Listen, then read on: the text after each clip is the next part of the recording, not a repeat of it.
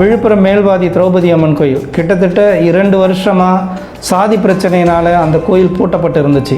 2 நாளைக்கு முன்னால் நீதிமன்றம் கோயிலை திறந்து யார் வேணாலும் அங்கே உள்ளுக்குள்ளார போய் சாமி கும்பிடலாம்.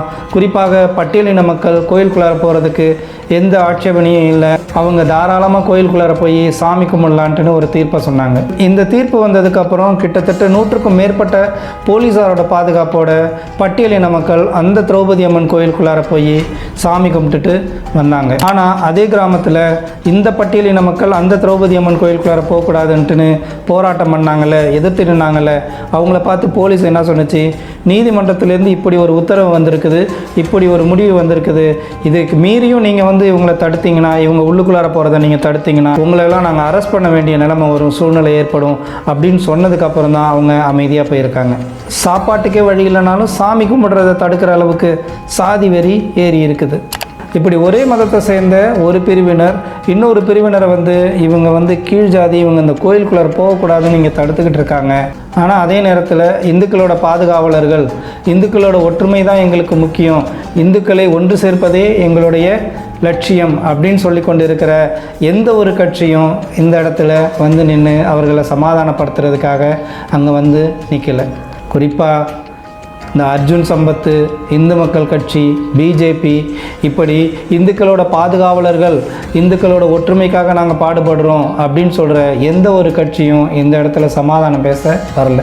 இந்த கட்சியினர்லாம் தானே முதல்ல அங்கே போய் எந்த சமூகத்தினர் இன்னொரு சமூகத்தினரை சாமி கும்பிட்றதை தடுக்கிறாங்களோ, அந்த கோயிலுக்குள்ளார போகிறத தடுக்கிறாங்களோ, அந்த சமூகத்தினரை பார்த்து, டே முட்டா பசங்களா, நம்ம எல்லாம் ஒரே இனம்டா, அதுவும் நம்ம எல்லாம் ஒரே மதத்தை சேர்ந்தவங்கடா, இதில் நீ கீழ் ஜாதி நான் மேல் ஜாதின்ட்டு எதுவுமே கிடையாதுடா அப்படின்ட்டுன்னு இந்த கட்சிக்காரர்கள் தானே முதல்ல அங்கே போய் நின்று பேசியிருக்கணும், சமாதானம் பண்ணியிருக்கணும். அவங்களாம் யாருமே அங்கே இல்லை. அட்லீஸ்ட் ஏதாவது ஒரு அறிக்கை விடுவாங்கன்னு பார்த்தா அதுவும் இல்லை. எல்லாம் 2026 எலெக்ஷனோட பிஸியில் இருக்காங்க. கேட்டால் இந்து மக்களோட ஒற்றுமைக்காக போராடுறோம், இந்து மக்களை ஒன்று சேர்க்கறது தான் எங்களோட லட்சியம். ஏமாத்துறது, ஊரை மக்களை ஏமாத்துறது. இந்த உத்தரப்பிரதேசம், மத்திய பிரதேசம், பீகார், ராஜஸ்தான் இங்கே இருக்கிறவங்கள ஏமாற்றலாம். தமிழ்நாட்டு மக்கள் அவ்வளோ ஈஸியாக ஏமாற்றிட முடியாது. தேவையில்லாத விஷயத்துக்கெல்லாம் இந்த பாஜக இந்து மக்கள் கட்சி முன்னாலும் நின்று போராடுவாங்க. கேட்டால் நாங்கள் இந்து மக்களோட பாதுகாவலர்கள், இந்துக்களோட நாங்கள் ஒற்றுமைக்காக பாடுபடுவோம். கதை புருடா. இந்த BJP, Hindu Makkal Katchi, H Raja, Tamilisai madam, Vanathi Srinivasan madam, Annamalai sir, Nainar Nagendran, இன்னும் பேராசிரியர், நீங்கள் போய் அங்கே இந்த சமாதானத்துக்காக பேச வேண்டியதானே, இந்து மக்கள் ஒற்றுமைக்காக. இந்து மக்கள் தான் சார் அங்கே 2 பிரிவாக பிரிஞ்சு சண்டை போட்டுக்கிட்டு இருக்காங்க. அதுவும் ஒரு கோயில் விஷயத்தில் சார். கோயிலுக்குள்ளார இன்னொரு பிரிவினர் உள்ளுக்குள்ளார போகக்கூடாதுன்னு நாங்கள் சண்டை போட்டுக்கிட்டு இருக்காங்க சார். சாபம் விட்டுக்கிட்டு இருக்காங்க சார். இன்றைய தமிழக பாஜக மாநில தலைவர் நயினார் நாகேந்திரன் சார், நீங்கள் உண்மையிலே இந்து மக்கள் மேலே அக்கறை உள்ளவர்களாக இருந்தால் இந்த மாதிரி சாதிய வேறுபாட்டினால ஒரு சமூகம் இன்னொரு சமூகத்தை அடிமைப்படுத்தணும் அப்படின்னு நினைக்கிறாங்கல்ல, இந்த மாதிரி பிரச்சனைகளை நீங்கள் கையில் எடுங்க. சூரியன் உதிக்கிறதோ இல்லையோ தாமரை மலர்ந்தே தீரும், தாமரை மலர்ந்தே தீரும். தமிழிசை அக்கா எங்கே மலரும், எப்படி மலரும்? இந்த மாதிரி விஷயத்தில் உங்களோட கவனத்தை திசை திருப்புங்க. இந்த மாதிரி விஷயத்தில் உங்களோட அக்கறையை காட்டுங்க. அதை விட்டுட்டு மாட்டுக்கறி விற்றது, ஆட்டுக்கறி விற்றது, இதுக்கெல்லாம் ஊர் மக்களை ஒன்று திரட்டி போராடினீங்கன்னா என்ன ஹெச் ராஜா சார் வெட்கமாக இல்லையா அப்படின்லாம் சொல்லுவீங்களே. இந்துக்களுக்கு ஒன்றுனா அப்படியே துடிச்சு போயிடுவீங்களே.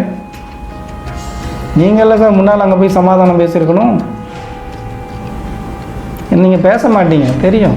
ஏன்னா அவங்கெல்லாம் பிரிஞ்சு இருக்கிற வரைக்கும் தான் உங்கள் வண்டி ஓடும். அவங்க எல்லாம் ஒன்று சேர்ந்துட்டாங்கன்னா அவ்வளோதான், நீங்கள் மூட்டையை கட்டிக்கிட்டு கிளம்ப வேண்டியது தான். தமிழ்நாடு சார் இது. இந்த மாதிரி விஷயத்துக்கு போராடுங்க. அங்கே போய் கேளுங்க, வெட்கமாக இல்லையா, நம்ம எல்லாம் இந்து மக்கள் தானே, ஏன் இப்படி சண்டை போடுறீங்க, இதில் கீழ் ஜாதி என்ன மேல் ஜாதி என்ன சொல்லுங்கள். வானதி சீனிவாசன் மேடம், இந்து மக்களுக்கு நன்மை செய்கின்ற ஒரே கட்சி, இந்து மக்கள் மீது உள்ள அக்கறை உள்ள ஒரே கட்சி பாரதிய ஜனதா கட்சி.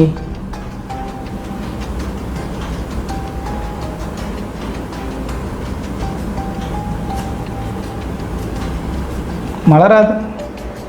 இப்படிலாம் பண்ணிகிட்டு இருந்தால் வளராது. இந்த விஷயத்தில் உங்களோட கவனத்தை செலுத்துங்க. இந்த மாதிரி விஷயங்களில் கவனத்தை செலுத்துங்க.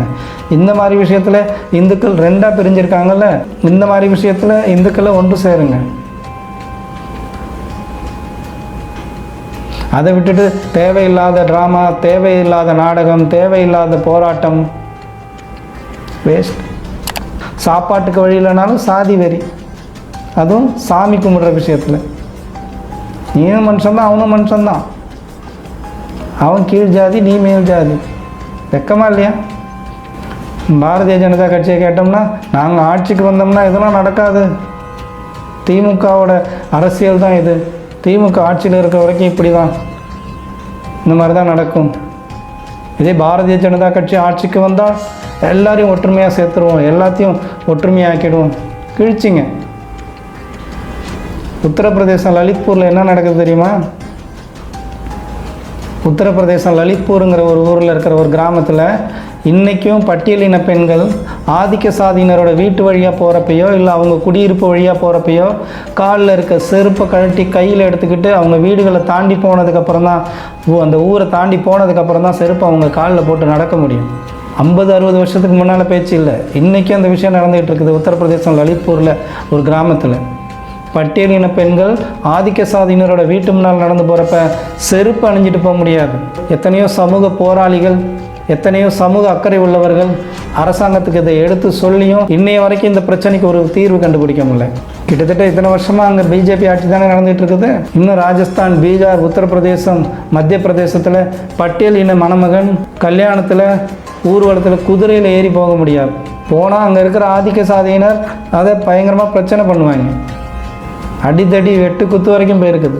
அடித்து சாக அடிச்சிருக்காங்க. குதிரையில் பட்டியலின மணமகன் குதிரையில் ஏறி ஊர்வலம் போனாங்கிற காரணத்துக்காக. இதோ 3 நாளைக்கு முன்னால் உத்தரப்பிரதேச மீரட்டில் பட்டியலின மணமகன் குதிரையில் ஏறி ஊர்வலம் போனான்னு அந்த கிராமத்தில் உள்ள ஆதிக்க சாதியினர்லாம் அடித்து துன்புறுத்தியிருக்காங்க. மணமகனை மட்டும் இல்லை, அந்த கல்யாண வீட்டுக்காரங்க எல்லாரையும் அடிச்சிருக்காங்க. இத்தனைக்கும் அங்கே உங்கள் பிஜேபி ஆட்சி தானே. அதனால் பாரதிய ஜனதா கட்சி, இந்த இந்து மக்கள் கட்சி, நீங்களாம் இந்துக்களோட பாதுகாவலர்கள்னு சொல்லிக்கொள்கிறதுக்கு வெட்கப்படணும். இந்துக்களோட ஒற்றுமைக்காக பாடுபடுறோன்னு சொல்கிறதுல வெட்கப்படணும். இந்த விஷயத்தில் போராடுங்க, சமாதானப்படுத்துங்க. நம்ம எல்லாம் இந்துக்கள் அப்படின்ட்டு போராடுங்க. சாமி விஷயத்தில் சாதி வெறி, கோயிலில் சாமி கும்பிட்றதுல உங்களுக்கு சாதி வெறி, கீழ் ஜாதி மேல் ஜாதி. நாளைக்கு அந்த சாமியே வந்து சாதி இல்லைனாலும் சாமியை ஓரமாக உட்கார வச்சுட்டு நீங்கள் சாதி வெறியை தானே பிடிச்சிக்கிட்டு ஆடுவீங்க. போங்கடா, போய் பிள்ளைங்களை படிக்க வைக்கிற வேலையை பாருங்கடா.